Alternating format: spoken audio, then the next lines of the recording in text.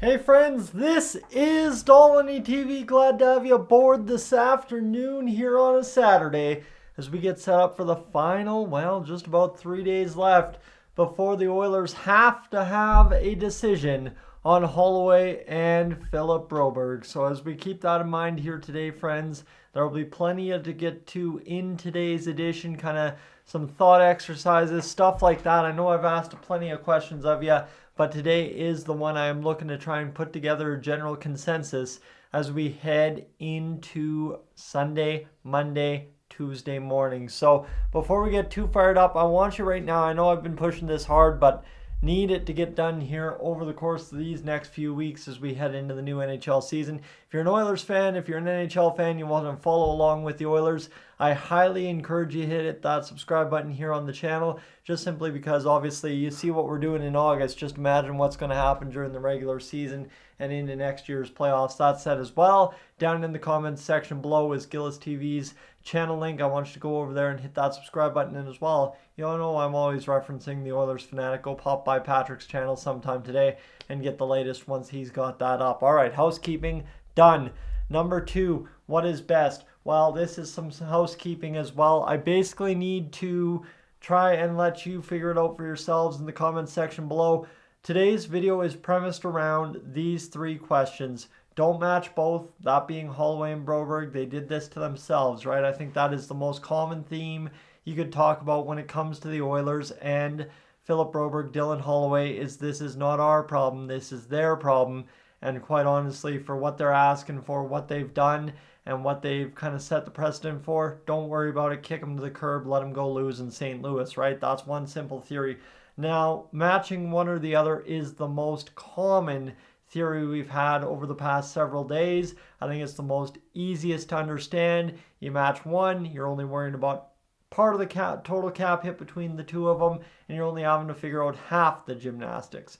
Now, the other one, which I think the preference would be from a development standpoint, is keep both. Hope is our best friend. Well, hope, right? You're hoping Broberg pays for that contract with point production and defense, and you're hoping that Dylan Holloway steps forward and year number 2 of that contract is dang worth good money. I think that's how you'd say it. So that is what we're looking at from that point of view, my friends. As we go in here, though, the cap situation, just to give you an idea here, there's 3 simple mechanisms here that most people are looking at. You match Broberg and Holloway. The Oilers are over the cap by about $7.6 million. You're allowed to be 10% over in the summertime, so it's not necessarily worst case scenario if the Oilers are sitting here at 7.6. They'll have still some time to operate before the cap compliancy comes into effect. That said, Holloway is only going to put you over by about $3 million, somewhere in that neighborhood. So that's where the Oilers definitely could benefit by only matching one or the other, is you have a little less number to work with. And Evander Kane's LTIR usage, right? I think that is what would bail us out 100% of the way with only matching Dylan Holloway. Philip Broberg, it's kind of a tighter squeeze. It's kind of a tighter situation. And I think realistically, in terms of what Holloway brings to the lineup up front, given his speed, given his kind of determination, grit, and I know the goal scoring in front of the net, that's what you will be missing to some effect, losing Evander Kane to LTIR. So the case to match Holloway can easily be made, as to the case for Broberg, where you don't usually get top 4 caliber defensemen on the trade market very easy. So why would you give him up just because he has to be paid like a top 4 D-man, right? So plenty to be thought of. Again, that is where I will defer to the first graphic. What is best? I want to hear your thoughts on this. I want to know where we're sitting. I know we've had lots of comments over the past few days here between Patrick, Gillis TV, and I here on YouTube, but I'd love to just try and get this one going here on a Saturday when everybody might have a little bit more time. That said, we go to the cap situation, and David Staples, who is regularly involved over at the Cult of Hockey, the Edmonton Journal for Edmonton Oilers discussion, leading the way, actually leading the charge most times for them over there. Quite simply, I think he's had a busier August than maybe anybody over at the Cult of Hockey expected to be busy this summer.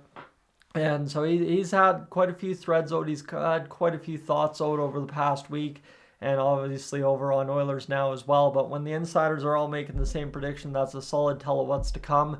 He hopes, and the insiders are predicting that the Oilers won't match either, or at least match one. That's split it 75-25 how you want.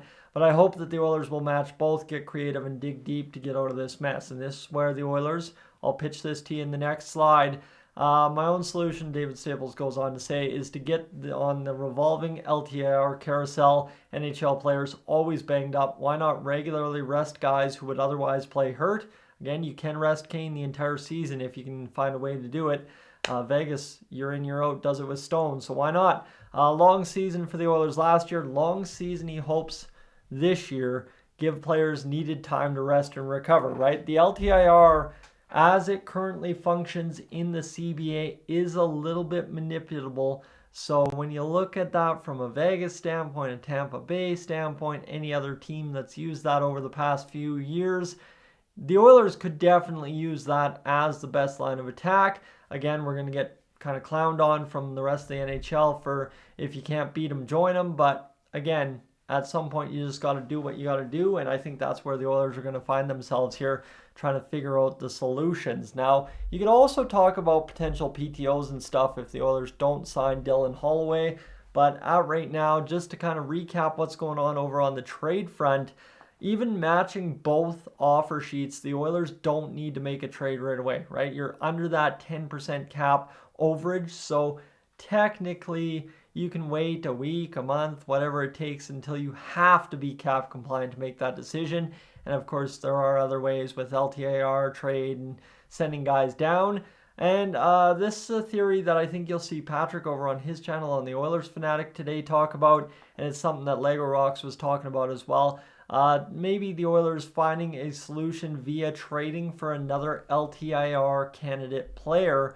I know Tucker Pullman's been mentioned in discussions over on Lego Rocks, so that's where I'd say maybe that's a situation where the Oilers try to manipulate it a little bit and buy themselves some extra room that maybe they didn't have via shipping a player over there. Again, though, you're probably going to end up costing yourself more than you're actually affecting the gain. So that would be where I'd caution on that, just from my perspective. And the other side too, I think for a lot of Oilers fans, given our history, you saw that bottom line there, prospects could be ready. Right, you're losing essentially still a guy that's pretty raw in Broberg, a guy that's pretty raw still in Holloway in terms of actual production at the NHL level. You've got Matt Savoy percolating in the system. You've got Raphael Lavoie percolating in the system, who, by the way, is 6'4", and if he wants to push you around in the corners, he can. So, like, the Oilers have some guys that could easily take those positions that have been lost and re-up them a little bit, right? There's still a Noel Hoffenmeyer down in the minors. I'm pretty sure there's still a Ben Gleason down there. There's still, right, there's, and all be all, Max Warner might get some attention this year. There's plenty of guys on the defense and forward group that, you know, if you're counting on Philip Broberg to be a top four, but ultimately at the deadline you upgrade and put him as a third pair, right? There's guys that could surprise you, like a Vinny Desharnais has over the past 2 years. A guy like Philip Broberg did in the playoffs, right? The Oilers have built up the cupboards to some extent the past 2 years. And you know what? The biggest thing is we're a month out or less from training camp. And when you talk about that, that's the time of year when you see guys coming in with muscle added, speed, right? Other stuff added to their game. And if somebody's willing to take a flyer on the coaching staff on one of those guys, whether it be early in the season and maybe stopgap and then you trade for someone, or just because of the situation with the LTIR and the contracts dictates it, hey, you know what? We are not necessarily in the worst case scenario if we go back to slide number 1 here and don't match both, right? If we say, hey, Broberg and Holloway put themselves in this mess. We just used the time to calculate all the possible moves we could make, and matching both was not in our interest. Matching either was not in our interest. Moving forward and allowing the guys that want to be here and have a chance to succeed, that's what's in our best interest. Then they did this to themselves. We wash our hands, take the picks, and upgrade at the deadline or sometime after January 1st. So that's the thing, right? Is I don't assume the Oilers are going to start 2-12-1 or whatever the heck the record was on November 24th last year. So if the Oilers want to go and try and win several more games than they did last year by about December 1st, you can probably buy the month of December at a 600, 550 win rate. And then, yeah, you know what? You go into January very well targeting a top 4 D-man.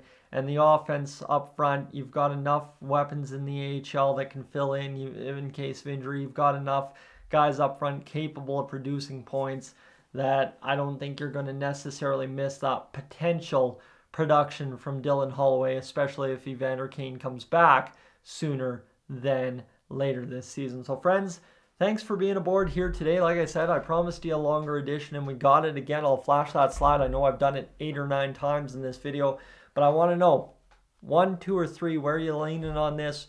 Who are you leaning on this if you're looking at option number 2? And let's discuss it, because it's going to be a big weekend of really probably no major news from the sources, but more or less just a lot of discussion back and forth on what the best path for the Edmonton Oilers truly is. So friends, for right now, I am up on out of here. We'll talk to you a little later in case there is anything going on in the Oilers YouTube sphere. For now, see you later.